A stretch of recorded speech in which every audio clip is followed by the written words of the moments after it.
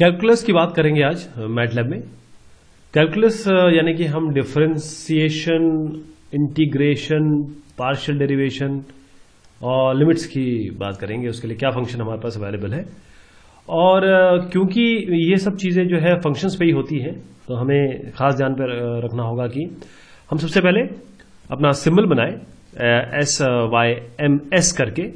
तो देखिए, जब भी हम शुरुआत करें तो सिंबॉलिक, क्योंकि ये प्लेस होल्डर है, ये आपके अलजेब्रिक फंक्शंस को लेगा। अब हम जो बनाने जा रहे हैं वो है बेसिकली आपका फंक्शन आप जानते हैं किस तरीके से बनाया जाता है। F is equal to inline. Inline function command होता है इनलाइन, और इनलाइन से आप आपका फंक्शन बना सकते हैं। और यहां पर जो आप फंक्शन देंगे, पहला जो इसमें होगा वो आपका फंक्शन होगा, और सिंगल कोट्स में आप यहां पर फंक्शन दे सकते हैं। जैसे मैं सिंपल एक ले लेता हूं, एक्स क्यूब।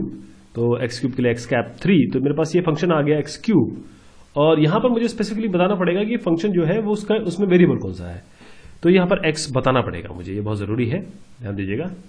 ये मैंने बता दिया, मैंने एक फंक्शन बना दिया, और मैं आपको चला के भी दिखा देता हूं। मैं अगर इस एफ में कोई एक वैल्यू पास करूं, जैसे मान लीजिए 10, तो ये 10 क्यूब को एक्चुअली कंप्यूट करेगा। तो अब डिफरेंशिएशन की बात करते हैं। डिफरेंशिएशन के लिए बहुत आसान है, आपको करना क्या है, केवल DIFF लिखना है। आपको फंक्शन बताना है, फंक्शन कौन सा है अपने पास, fx। तो ये फंक्शन बता देना है आपको, और उसके बाद आपको केवल ये बता देना है कि ये किसके सापेक्ष में होगा, किस रिस्पेक्ट में होगा। तो x बता दिया, एक्स क्यूब का जो डिफरेंशिएशन होता है वो 3x² होता है। ये बिल्कुल वो चीज आ गई जो हमें चाहिए थी। आप इसको और खूबसूरत बनाना चाहते हैं, आपके पास प्रिटी फंक्शन हमेशा है। आप जैसे आपको ये बुक में दिखाई देगा या फिर आप लिखेंगे उस तरीके से ये दिखाई दे रहा है। अब देखिए, एक चीज इसमें मैं बताना चाहूंगा कि मैं अगर एक इनलाइन फंक्शन और बनाता हूं, g इज इक्वल टू, मान लीजिए अपना cos y by sine x, ऐसे कर लेते हैं, कुछ y बना लेते हैं। तो मैं आपको एक एरर दिखाना चाहता हूं, एक एरर आएगी और उसको इंट्रोड्यूस कर रहा हूं मैं जानबूझ के, क्योंकि ये चीज बहुत ध्यान देने योग्य है। तो मैंने एक यहां पर बना दिया cos y by sine y, ये मेरा एक फंक्शन हो गया, मैंने ये y बना दिया। जबकि जो एरर मैं इंट्रोड्यूस कर रहा हूं मैंने स्टार्टिंग में ही बताया, और ये इतना इंपॉर्टेंट है कि मुझे दोबारा इसको बताना है। ये एक इनलाइन फंक्शन हो गया, कोई दिक्कत नहीं, फंक्शन आपको दिख रहा है।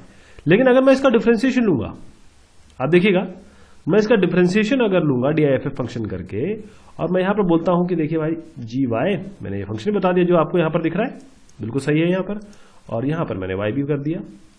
तो ये होना चाहिए, लेकिन इसने कहा अनडिफाइंड फंक्शन और वेरिएबल। जो मैंने आपको स्टार्टिंग में बताया था कि आपको इसको सिंस x है तो ये बनाना पड़ेगा आपको। तो आप क्या करेंगे, अब यहां पर जो y है उसको सिंबॉलिक बनाएंगे या अलजेब्रिक बनाएंगे। ये सिम y हो गया। अब दोबारा वही चीज करेंगे जो आपने अभी की है। उसके लिए मैं एरो की यूज कर लेता हूं दोबारा टाइप करने की जगह। अब ये दोबारा करेंगे आप, यहां भी ठीक है। अब चलाइए यहां पर ये कमांड डिफ GY y वाली, तो ये आराम से चलेगी और आपको वो रिजल्ट आएगा जो आपको चाहिए था। तो अभी आपने देख लिया कि किस तरीके से हम ये करते हैं। आप एक चीज और कर सकते हैं इसमें, आप डेरिवेशन का डेरिवेशन कर सकते हैं, डबल डेरिवेशन कर सकते हैं। कैसे?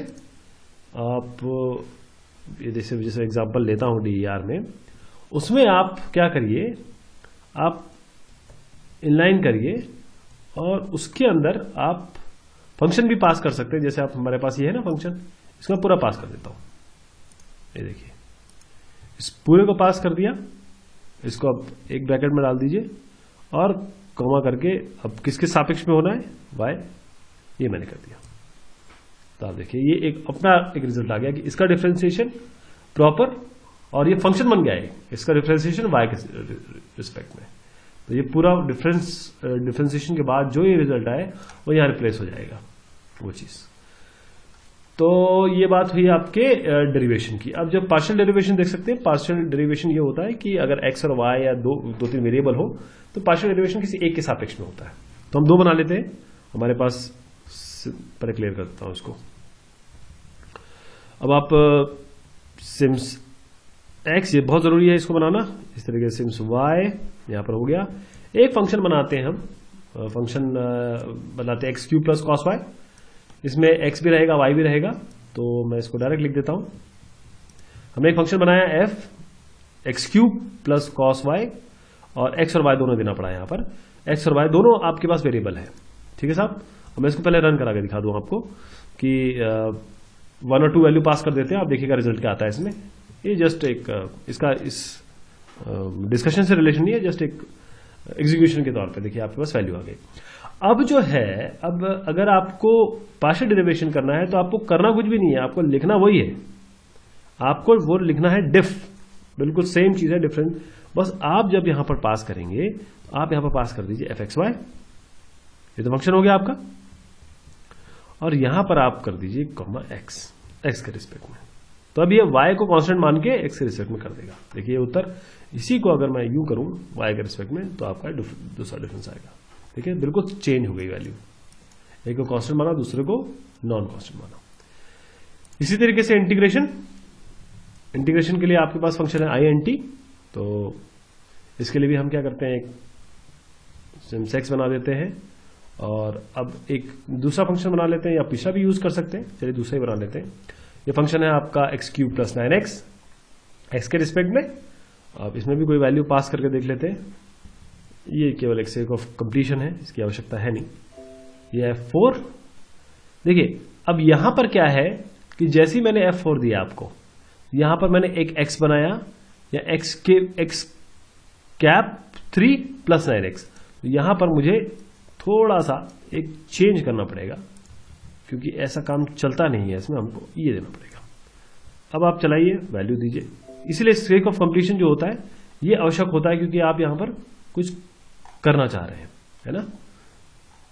तो लेट्स मेक इट अगेन। आपके पास ये है x cube plus 9 cross x. अब ये बिल्कुल आराम से चलेगा। F4, ठीक है। अब यहां पर बिल्कुल सही है। बार बार ये चेक कराने का तात्पर्य यही है। तो अपने उस बेसिक काम पे आते हैं हम लोग, जो हम करना चाहते हैं। उसके लिए हमें INT फंक्शन यूज करना है। और INT फंक्शन में क्या करना है, आपको बस ये fx पास कर देना है और कॉमा x। देखिए क्या रिजल्ट आता है, ये इंटीग्रेशन वैल्यू, ये इंटीग्रल वैल्यू आपकी आ गई। ये इंटीग्रेशन इस तरीके से होता है, और प्रिटी कभी भी बना सकते हैं आप इसे। तो ये इंटीग्रेशन की बात हो गई आपकी। अगर आपको इंटीग्रेशन किसी लिमिट पे ले जाना है तो भी बहुत आसान है। जैसे बेसिकली आप ये तो आपने जो किया इनडेफिनेट है, डेफिनेट अगर इंटीग्रेशन करना है तो बहुत ही आसान है। जो आपने f(x) किया था, आप x की जगह केवल 2 वैल्यूज दे दीजिए। जैसे 1 से 4 करना है आपको, या 2 से 5 करना है, 2,5 दे दीजिए यहाँ पर, और फिर चला के देखिए तो आपको एक प्रॉपर वैल्यू मिलेगी, प्रॉपर एक वैल्यू मिलेगी। तो ये डेफिनेट भी हो गया, इनडेफिनेट भी हो गया। इसी तरीके से आप लिमिट देखते हैं। लिमिट के लिए फिर से कोशिश करते हैं कि हम एक फंक्शन बना लें सिंपल सा। उसके लिए हम ये सिमx कर देते हैं, पहले क्लियर कर देते हैं इसको। एक सिमx बना देते हैं, और SYMX करना ही पड़ता है, क्योंकि आप उसको प्लेस होल्डर बना रहे हैं, कुछ भी रख सकते हैं उसमें। फिर एक फंक्शन बनाते हैं f is equal to inline, और इसमें आपका डाल देते हैं वैल्यू एक्स क्यूब हो गया, और x के सापेक्ष में। लिमिट के लिए क्या करना है, आपको लिमिट फंक्शन यूज करना है, बहुत आसान है। आपको f(x)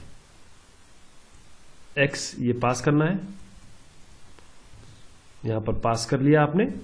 और यहां पर आप क्या देंगे कि जो लिमिट, मतलब ये x के रिस्पेक्ट में लिमिट आपकी, आप यहां पर वैल्यू दे देंगे 5।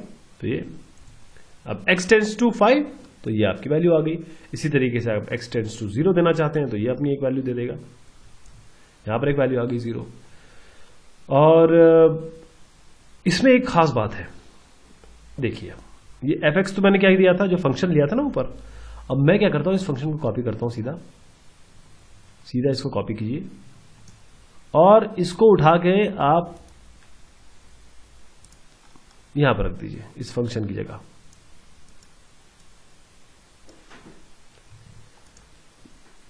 देखिए क्या आता है, आपका सेम चीज आ जाएगी।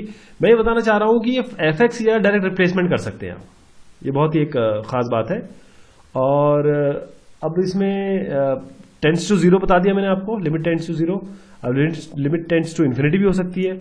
उसके लिए आप क्या करेंगे, वही आपके पास fx था, x यहां पर आप 0 की जगह लिख देंगे INF। ध्यान दीजिएगा ये इन्फिनिटी, तो क्योंकि इस पर्टिकुलर फंक्शन के लिए ये इन्फिनिटी आएगा तो ये रिजल्ट होगा आपका। तो बहुत शुक्रिया, बहुत धन्यवाद। ये रहा आपका कैलकुलस के बारे में जानकारी मैटलैब में।